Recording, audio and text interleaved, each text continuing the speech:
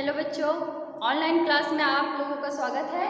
आज हम देखेंगे क्लास 2 का सब्जेक्ट मैथ। आज हम क्या पढ़ेंगे क्लास 2 में सब्जेक्ट मैथ में हम देखेंगे पार्ट 13 गुणा की विशेषताएं।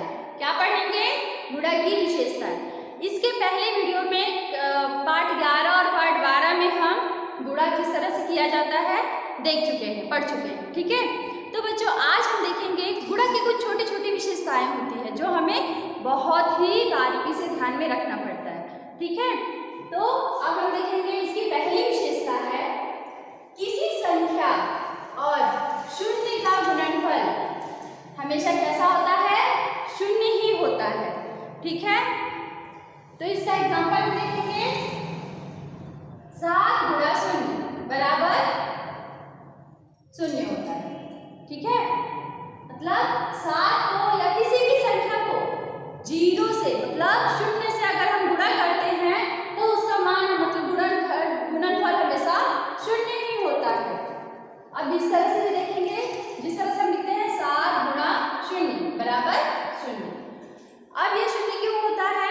क्योंकि जो 7 का मतलब जो गुणा किया जाता है पहाड़े से किया जाता है। ठीक, और पहाड़े में शून्य का गुणा नहीं होता है। जब भी हम पहाड़ा स्टार्ट करते हैं तो 2 एकम 2, 2 गुणा 1 बराबर 2, मतलब शुरुआत कहाँ से होती है? 2 एकम 1 से होती है। ठीक है, शून्य से नहीं होता है। इसीलिए किसी भी संख्या को अगर हम शून्य से गुणा करते हैं तो उसका गुणनफल हमेशा कैसा होता है? शून्य ही होता है।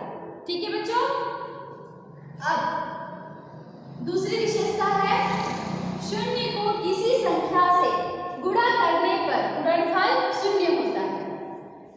पहला क्या है? किसी भी संख्या को शून्य से गुणा करने पर शून्य होता है उस संख्या का गुणनफल। अब दूसरे में क्या है? शून्य को किसी संख्या से गुणा करने पर उसका गुणनफल भी शून्य ही होता है। ठीक है, ये देखिए ये दोनों में अंतर क्या है? यहाँ 7 गुणा शून्य है और यहाँ 0 गुणा 9। ठीक है, तो किसी भी मतलब शून्य से किसी भी संख्या को अगर हम गुणा करेंगे तो उसका मान हमेशा शून्य ही होता है। ठीक है बच्चों, अब हम तीसरी विशेषता देखेंगे।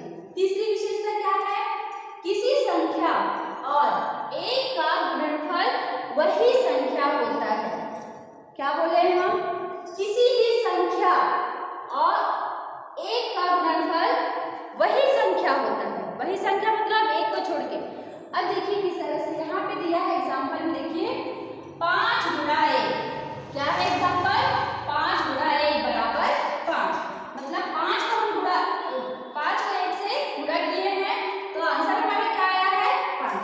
दूसरा एग्जाम्पल देखेंगे 19 गुणा 1 बराबर 19, मतलब किसी भी संख्या को अगर हम 1 से गुणा कर रहे हैं, किसी भी संख्या को अगर हम 1 से गुणा कर रहे हैं तो उसका गुणनफल क्या आएगा? वही संख्या, जिस संख्या को हम 1 से गुणा कर रहे हैं वही संख्या उसका गुणनफल आएगा। ठीक है बच्चों, उसके बाद चौथी विशेषता है 1 को किसी संख्या से गुणा करने पर गुणनफल वही संख्या होगा।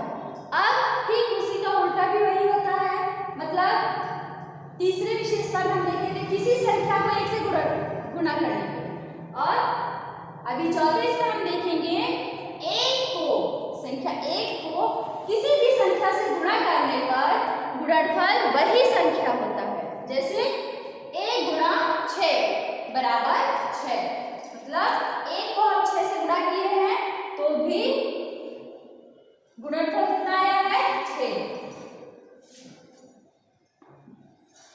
या देखिए 11 गुणा 1, मतलब 11 को 1 से गुणा किए हैं, आंसर हमारा क्या आया है? 11। मतलब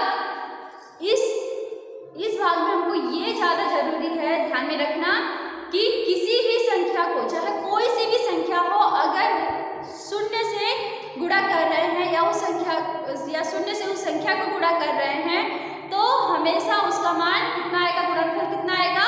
0 ही आएगा।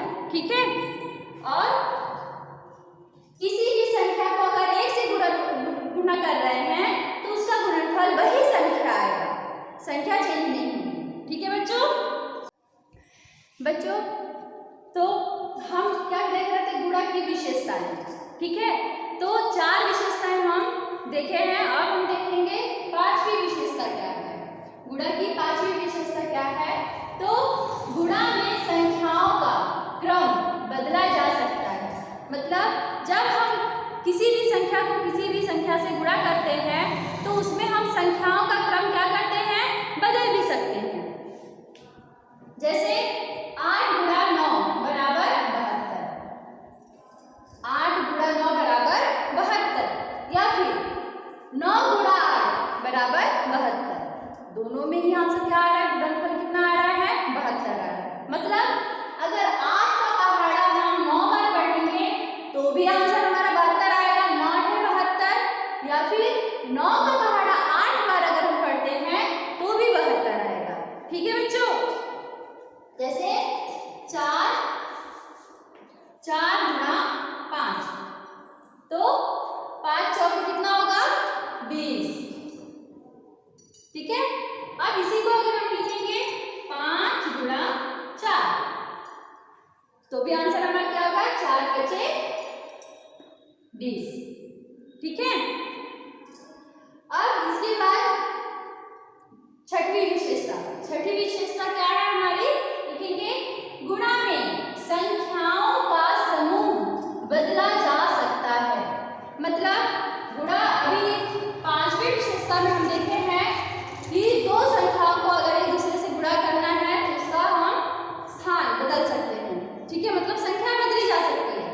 और इसमें 6वीं विशेषता में हमें देखना है कि संख्याओं का जो समूह है, संख्याओं का समूह मतलब 2 संख्या, 3 संख्या, 4 संख्या, अगर सबको गुणा करना है तो उसका भी संख्याओं का स्थान हम बदल सकते हैं। ठीक है, तो फॉर एग्जांपल देखेंगे हम यहाँ पे एग्जांपल नंबर 1, 4 गुणा क्या है, 4 गुणा, और यहाँ देखिए ब्रैकेट में कोष्ठक में है 15 गुणा 3। मतलब हमें क्या करना है, 4 को गुणा करना है 15 से, फिर गुणा 3, मतलब ये सबको गुणा करना है। तो हम क्या करेंगे, बराबर लिखेंगे 4 गुणा, अब ये जो ब्रैकेट में है कोष्ठक में जो है उसको पहले गुणा कर लेंगे। 15 एकम 15, 15 दूनी 30, 15 तिया 45। ठीक है, तो 4 गुणा हम क्या लिखेंगे, 45, उसको गुणा करके यहाँ लिखेंगे। ठीक है बच्चों, तब यहाँ आंसर क्या आएगा, 4 गुणा 45 बराबर गुणनफल कितना आएगा, 180। ठीक है, कितना आएगा, 180।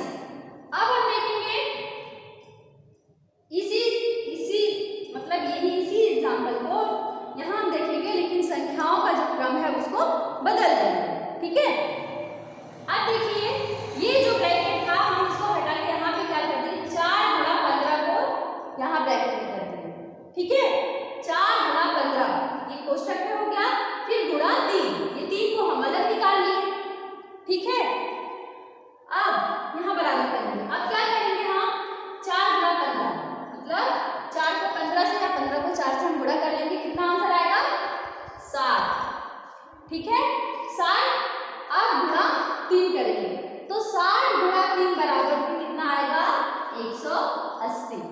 मतलब इसमें की जो संख्याएं थी वही संख्या हम नीचे भी लिए हैं, लेकिन क्या किए हैं, उसका क्रम बदल दिए हैं और संख्याओं को इधर से उधर कर दिए हैं गुणा करते समय। ठीक है, तो भी हमारा आंसर कितना आएगा, 180।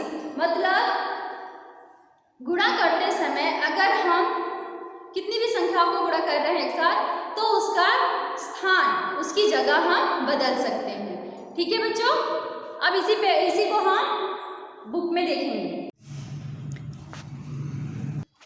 तो बच्चों इसी आधार पे, गुणा की विशेषता के आधार पे अब हम यहाँ पे कुछ प्रश्न हल करेंगे। ठीक है, अब यहाँ देखिए रिक्त स्थान भरिए। अब इसमें है पहला 1 गुणा 45, कितना है, 1 गुणा 45। तो बच्चों हम आपको इसमें बताया है विशेषता में कि किसी भी संख्या को अगर एक से अगर किसी भी संख्या को गुणा किया जाएगा तो उसका गुणनफल हमेशा वो संख्या ही होती है। ठीक है, तो 1 गुणा 45 बराबर कितना आएगा, 45। ठीक है। अब इसी तरह से ये वाला भी देखिए, 17 गुणा 1, मतलब किसी भी संख्या को 1 से गुणा करने पे उसका गुणनफल वही संख्या आएगी। ठीक है, मतलब 17 गुणा 1 बराबर कितना होगा? 17। ठीक है बच्चों। उसके बाद इसमें थर्ड वाला देखेंगे, 14 गुणा 0 बराबर कितना होगा? 0। कितना होगा? 0। क्यों? क्योंकि किसी भी संख्या को 0 से, शून्य से गुणा करने पे उसका गुणनफल कितना आता है? 0 आता है। ठीक है बच्चों। और इसके बाद इसी लाइन में हम ये वाला देखेंगे, 0 गुणा 11, मतलब शून्य से किसी भी संख्या को गुणा करने पे उसका मान कितना, उसका गुणनफल कितना आएगा? 0 ही आएगा। ठीक है बच्चों। तो इस तरह से हम आप लोगों को 1 से गुणा करके या फिर किसी संख्या को 1 से गुणा करके फिर 14 गुणा 0 और 0 से भी, शून्य से भी गुणा करके दिखा दिए। अब ये आप लोगों को होमवर्क मिलेगा। ठीक है बच्चों, ये आप लोगों को अब खुद स्वयं करना है।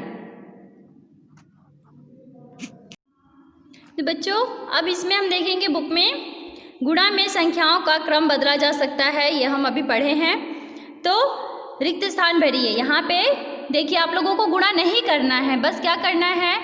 उसका स्थान बदलना है। यहाँ देखिए 88 गुणा 31 बराबर मतलब जितनी संख्या इधर है, जो संख्या इधर है, इधर भी वही संख्या रहेगी। ठीक है।